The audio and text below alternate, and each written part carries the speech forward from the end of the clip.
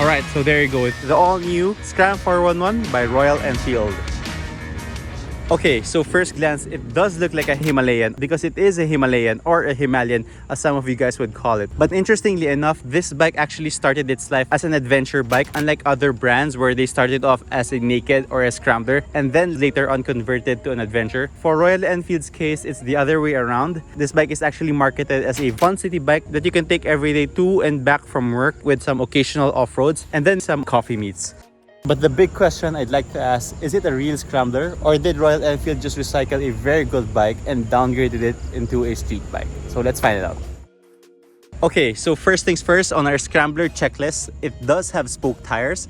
It does have dual sport rubbers, but tires are smaller. So the Scram 411 sits on 19-inch spoke rims compared to the original Hima 21 spoke rims. More suitable now for daily riding and light off-roading. But I'm not saying they're less capable because when I tried this off-road, it still felt and handled like a Himalayan, albeit a little bit better because it's much lighter and more nimble now. It also has this locally produced CIRQ tires, and by locally I meant India. So I think the whole bike itself is made and assembled in India, including the tires. So performance wise for me, there's nothing wrong with these rubbers. They're very grippy on road and on off-road. The only downside with this one is that they're not tubeless yet. So moving up here, we have a round headlight, typical of a scrambler. But the main difference here compared to the Himalayan is that this one actually moves with the handlebars. So if you twist it to the left and twist it to the right, it actually moves with the handlebars. With the original Himalayan, it's actually a fixed position headlight, meaning regardless if you move the handlebar, the headlight will still stay focused on where the body is pointing at, which is perfect for an adventure motorcycle.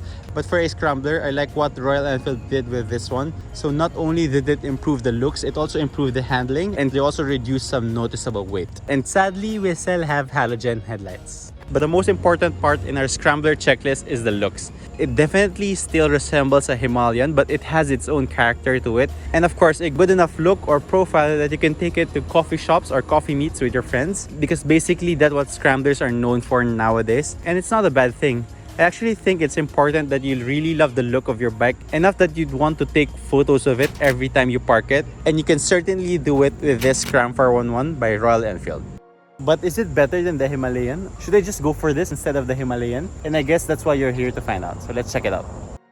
Alright, so there's only one variant, but there are multiple colorways and the price starts at 311,000 pesos. This one is more expensive because this is the top of the line colorway with a different decal set here. And personally, I think it looks nice, but given a choice, I would probably choose a more subtle or monotone look so I could further customize it to my liking. Okay, so we've already talked about the tires and the headlight cowl, but the fork is also different, so they're shorter. They're still powered by a dual channel ABS that is sadly not switchable, so they're always on. But then again, I think that's one way to differentiate the Himalayan, which is more off-road biased, compared to the Scram 411, which is more city biased.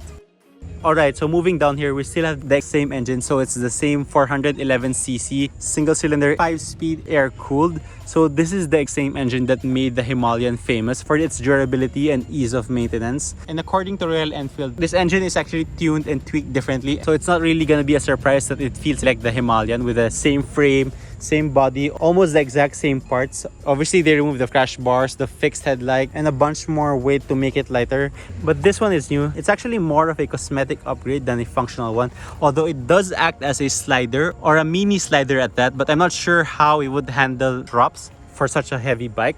But then again, I like their take on this. It adds some character to the bike. And moving here to the side, we still have the same side panel where you can access all your batteries, but with a different design. And down here, we still have the same footrest and pedals that you'd love with the Himalayans. And then moving back here, we have an aftermarket exhaust. So this is actually an official exhaust partner by Royal Enfield. And you can get this as an add-on from Royal Enfield QC. You guys should check them out if you want to test and demo out this bike. And they claim that this one actually adds 5 horsepower to the bike and that it reduces the weight significantly from the stock muffler.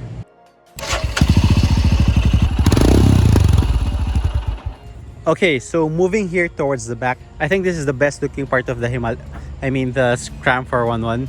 So yeah, I think the rear quarter view is the best looking side of this bike. I specifically love this LED taillight, especially when it's lit up. And although this is the exact same taillight as the Himalayan, I still think this taillight fits this bike better overall. And then continuing here at the back, we still have the exact same mudguards and tail signal light, and as well as the rear tire. So the rear tire is still the same. They didn't change any of it. So we still have the same metal tubular frame. And also you still have the exact same adjustable monoshock here at the rear. And a few more things they've kept is this one. So it still has the underbelly crush bar. Sadly, they had to remove the center stand because obviously it's not cool enough for a scrambler. But the center stand does weigh the bike down. So I'm just glad that Royal Enfield removed it on this one. Alright, so now let's move to my favorite part on this bike. And it's actually this awesome seat. Yes, it's slightly lower than the Himalayan, but it's much more comfortable and wider than the original seat. So much so that I would put this top 3 in the most comfortable seats that I've tried on a bike. Never mind the fake leather. I actually think it looks really nice and durable with this kind of stitching and material. And I prefer this kind of leather anyway with our kind of weather. And trust me on this one, it's a night and day difference compared to a Himalayan. And by the way guys, special thanks to Moto World, Moto Market, and Moto Style for sponsoring this video. They were actually kind enough to sponsor me a full riding set gear specifically for this review. So do check them out at the link below. And of course for providing me with this awesome dual sport helmet by Nolan. Made in Italy of course, so it matches my Ducati Scrambler. And the best part about it is after a long ride, you can just take this off and you're good to go. Okay, so now back at the review of the bike. Let's hop into it a la ADV style. So left foot on the footrest and then swing your right foot over on top of the bike. And just like that, you can still mount it like a proper ADV. So it still clearly rides and feels like a Himalayan. And surprisingly, you can still comfortably stand and grip the tank with your legs. And the sitting position is still exactly like the Himalayan, but with a much lower front end. So gone are the days that there's a windshield here and multiple gauges. So sitting here at the cockpit, it still feels very much like a Himalayan, and it's not a bad thing. Okay, so driver-centric control-wise, we have your flasher here, indicated by this yellow button. We have your low and high beam. We have your LED left and right turn signal and the horn. That's pretty loud for a Royal Enfield. And on the right side, we have your information button for when you want to cycle between the odometer, trip A, trip B, and that's pretty much it. So like I said, there's literally no tech here aside from the dual ABS that you sadly cannot turn off. And then moving back here again, we have your standard kill switch. But if there's one thing that I wish Royal Enfield would have added, is that I wish that it came with a side stand sensor for safety features. But down here, we have your hazard switch and your engine start button here. And then display gauge wise, I really like what they did with this combination digital and analog gauge panel. It's very simple and clean. It's just black and white. And I think the display and the info are just right for what the Scram would need. Plus, it makes the bike look way more modern compared to the Himalayan where there were more gauges that made it look very old school and busy. And I also like this little detail here that says Scram 411. So nice touch. Moving back to the controls, material wise, I'd say they're pretty average, very Royal Enfield-like, but I specifically like the blacked out parts on all the sandblasted materials. So all the metal parts, they actually look and feel pretty good aside from maybe the side mirrors. I mean, they look okay, they look kind of flimsy, and they actually vibrate a lot when you're riding the bike. Even on mid RPMs, they pretty much render the side mirrors useless whenever you're riding at high speeds because they vibrate so much that you can barely see what's behind you. So if I were to change something about this bike, which most of you eventually would because this is a scrambler and scramblers are made to be upgraded and customized. So if I personally have this bike, I'll change the side mirrors and maybe the LED turn signals.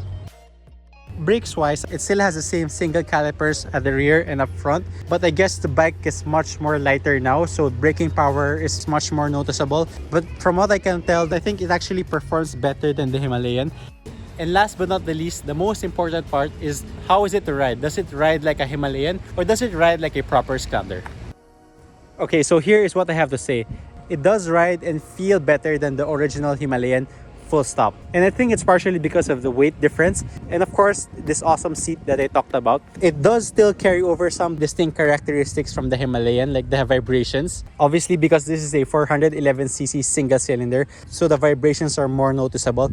And also it's not the fastest bike as some of you guys would know. If you're looking for a fast bike, this is not for you. This is more of a utilitarian bike that you can take to work and back every day and then maybe go to some off-roading and adventures. But then going back again to how it rides, I actually prefer this over the Himalayan. The seat height is lower, wider, Your feet position is literally unchanged, so it's still mid-set. And obviously your hands are a little bit positioned lower now, but I actually prefer this kind of position. I feel like I can handle the bike better, especially on off-road and traffic. The tire combination and the front shocks handle the bumps and rock like a Himalayan all over again, but with better handling. So for me, even though they removed a lot of parts, I still feel like overall this is a better package, a more well-balanced bike that can perform road and off-road use equally. And even though it's not noticeably faster, I still think that the improved handling, ergonomics, definitely makes up for the price that it warrants.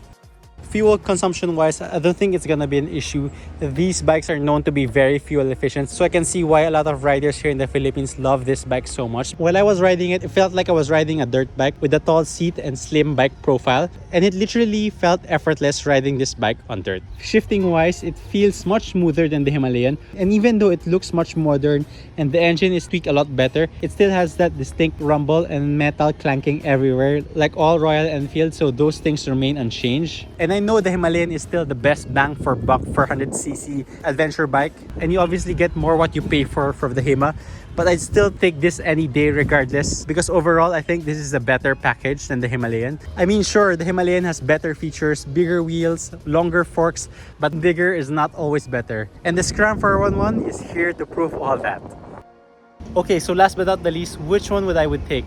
And for me personally, I would definitely go for the Scram 411. And although the price difference is not really that big, I'd still go for the Scram because it suits my riding needs better. I'm more of a road biased guy with a little bit of off-roading, so this bike is perfect for me. Not to mention all the things that they removed, like the center stand, the windshield, the bigger front tire.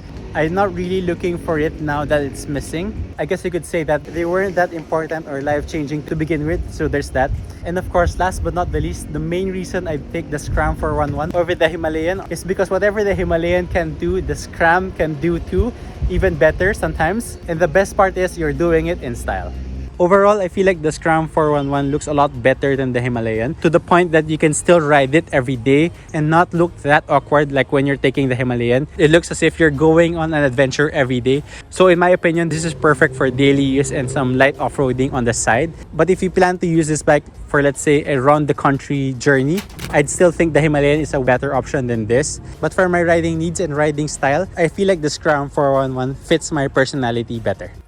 Alright, so that's pretty much it for this video. If you guys love that video, please hit the like and subscribe button for more updates. And maybe on the next episode, we'll be reviewing the much awaited 450 SR by CF Moto. So again, hit the like and subscribe button, and I'll see you guys in the next episode.